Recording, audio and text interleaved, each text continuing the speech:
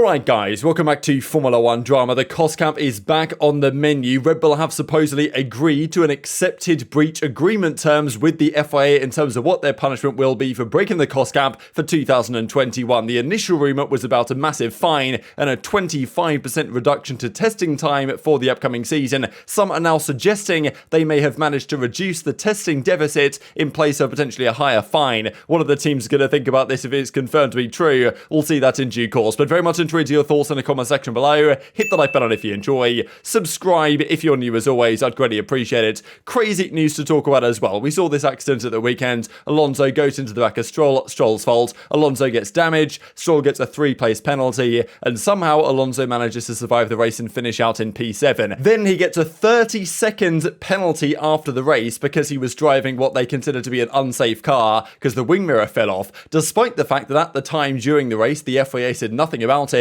And even after the race, the post-race scrutineering found that the car was perfectly fine. It was only when Haas, after the race, understandably Haas are annoyed because they've been hit with a lot of black and orange flags to make them come into the pits and change parts of their car because they're deemed dangerous, and yet Perez and Alonso in this race didn't have to do anything. Haas launched a protest that then the FIA said, actually, yeah, they've got a point there. We've got to give Alonso a 30-second penalty, the equivalent to a 10-second stop and go, and well, at that point, it turns out that he ended up P15 in the standings and lost all those points that he gained. Now, Alpine obviously not happy about this. They said, well, Haas's protest was lodged 24 minutes after the deadline, therefore it should not have been deemed admissible. The FIA saw the protest from Haas and said, actually, yeah, fair enough, we will consider it, even though it was after the deadline. And now Alpine are saying, well, actually, we are going to protest their protest. And, I mean, honestly, absolute madness. So, yes, and now what's happening is the stewards are now determining whether Alpine's protest is admissible. This is like some only in Formula 1 type stuff here. We've got Haas launching a protest against Alpine, Alpine launching a counter protest, and now they've got to figure out whether Alpine's protest is considered admissible as well, and then there'll be a hearing on the protest of the protest because of the whole drama. So, I mean, it's honestly absolute chaos, right? But yeah, Alpine has protested the admissibility of the Haas protest, and now the admissibility of the Alpine protest is called into question. I mean, yeah, if you don't understand it, I don't really blame you, to be honest. Now, this is from Alonso. He says this on social media yesterday. Thanks for all the messages I received yesterday and today. It's one of those rare times in sport that I feel we are all on the same page and share the same opinion towards rules and regulations, outside of Haas probably. Therefore, Thursday is an important day. That is the day where the FIA and the stewards will come together, I suppose, in Mexico and decide whether Alpine have a case to kind of go against Haas's protest. And if they do, and they say, actually, Haas's protest was after the deadline, then, like, does his penalty get removed? I mean, what an absolute mess. So, yes, Thursday, as he says, is an important day for the sport that we all love so much, as this decision will dictate if we are going in the right direction for the future, because, like, I think it's understandable that the way this is managed is an absolute disaster class, and, well, it's another weekend for the FIA, just another normal weekend for the FIA, really. And even I thought this is funny that was pointed out, Alonso tagged Formula 1 officially in his message, so he's definitely making the statement that he does not think this penalty should be carried through,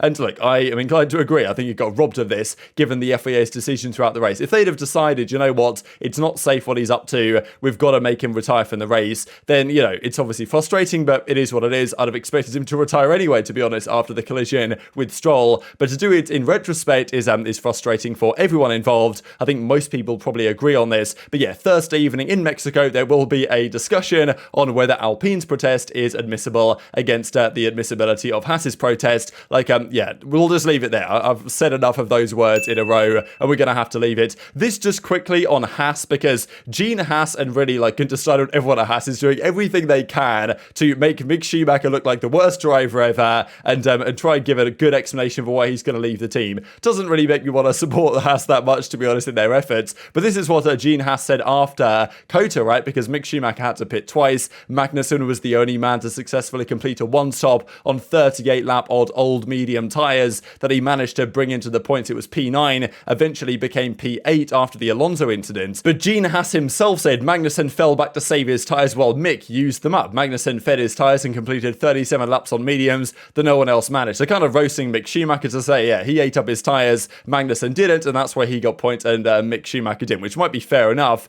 but at the same time, it's like he's really trying to give no credit to Mick and, you know, no discussions on the strategy calls and teams that the team has made, just saying, yeah, Mick Schumacher not as good of a driver as Magnussen, which might be fair enough. But yeah, just you don't usually see teams saying this about their own drivers. So makes you think that, yeah, Mick Schumacher's not going to be there. But we do have further teasers coming out over the last couple of days that Audi will be coming through to Formula One, probably with what is currently Alfa Romeo Sauber from 2024. And we expect that Audi want a German driver. So more than likely, even if Sargent is the man for Williams that we believe, well, he's going to be, like they already confirmed it now, if he gets the super license points in Abu Dhabi, which he probably will, then probably it's Hülkenberg at Haas. Therefore, Mick Schumacher might have a year out until probably returning in 2024 with Audi. That at least is the rumour that is going around. So that's the update on most of the drama going on now. We've got to talk about this cost cap drama. Red Bull, of course, have fought back to win both championships this season, the drivers and certainly the constructors as well, confirmed most recently here in Austin. Now, the recent talk we had was that the reduction in testing time for Red Bull after breaching the cap was going to be 25%. Now, this is a very significant penalty indeed. Now, in fairness, the teams want it to be a very significant penalty because if they're not going to reduce the points and they're not going to dock Verstappen's points or anything, they need to make sure, the FIA, that this doesn't happen again. They want to make sure, a line in the stands, that if you breach the cost cap in future, you are going to get punished. And they need to make sure that the team doesn't get away with it as other teams have feared. So all Red Bull can say all they want about, okay, this cost was under the cap or over the cap or whatever drama. The other teams figured it out, Red Bull didn't, so they're going to get some sort of punishment. What the punishment is, who knows? But the rumour the other day was a 25% testing time reduction, I believe, across wind tunnel and simulator. That is a very big deal. I'm not qualified enough to say how impactful that would be, but Craig Scarborough said actually at the time that a 25% reduction is huge in testing time. It would cost them a place in the top 3 in his opinion. I mean, this seems remarkable to me if that's the case, that a 25% reduction would make Red Bull the 4th best car next season. Maybe if that was the case for 2 years in a row than the year after. I have a really hard time believing that a 25% reduction would make a McLaren or an Alpine or even an Aston Martin the 3rd best team after, I suppose, Ferrari and Mercedes. But still, the point is being made that it is a significant penalty indeed, and if 25% was to be true, it would probably affect the competitive order next season to a quite significant degree. So that's the question. Will 25% be agreed upon, or is that just a number being thrown around? Because Red Bull obviously saw this and were like, yeah, we're not doing that. We want discussions with the FIA to explain our side of things and make sure that we don't have that serious deduction in wind tunnel testing time in the future. Now, Michael Schmidt of Amos has been talking about this, and he gave his perspective on the matter, saying that, of course, all the teams followed the interpretation apart from Red Bull, and they kind of expected that they could maybe get away with it, right? They thought that, okay, it had some grey areas, they could sound them out, but yeah, it turns out they can't do that. The F1, of course, organisation needs to ensure that a cost cap means something, and therefore, we can't just return to the old days of the teams spending 400, 500 million to because that's what it takes to win at the end of the day. So and he also goes on to say all costs are relevant because any money saved anywhere else could theoretically be invested in your car. So that's kind of the point I was trying to make, probably not particularly eloquently a few videos ago. But of course, that's now the question. Where do we go from here? What is the next step? So apparently what's going on here, of course, this was meant to be announced already, but of course, the unfortunate passing of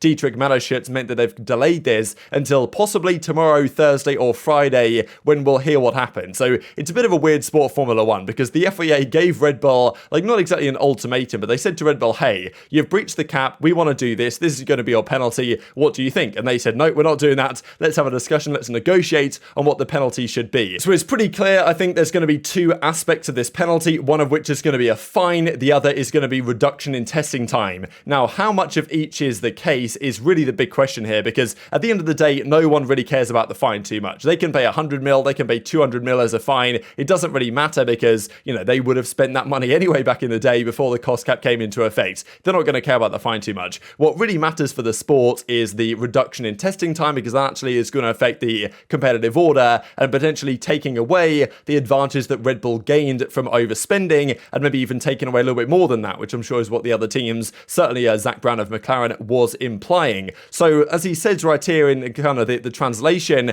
that the rumour has it it's going to be a pretty hefty fine and less wind tunnel time in the future. How much it will be is not known. There is a lot of speculation about it. Some, though, are afraid that something has been negotiated so that the fine is higher instead of more reduction in wind tunnel time. So we'll see what happens. So he reckons there's some sources suggesting that what Red Bull have done here, because they've agreed apparently with the FIA on this. And you would have thought to come to some sort of agreement that Red Bull are happy with, it must be something that they feel like isn't going to affect them too badly. So, and a 25% reduction would be pretty significant. So if it turns turns out they get a 5% or a 10% reduction and then pay a massive fine, then other teams are going to be like, well, hang on a second here, did the FIA offer them a 25% reduction and then they negotiated it back to a 5 or 10%, which probably doesn't make that much difference and doesn't necessarily counter the advantage Red Bull might have gained. So this is the kind of discussion that's going on right now. Like, what will it be over the coming days? We will probably find out. And Christian Horner has said that they've effectively agreed on something with the FIA. He can't tell, obviously. It's a confidential discussion, but he reckons it will come out publicly and transparently in due course, like kind of unlike the whole Ferrari 2019 engine debacle, which was kind of settled behind closed doors. This is very different to a previous situation,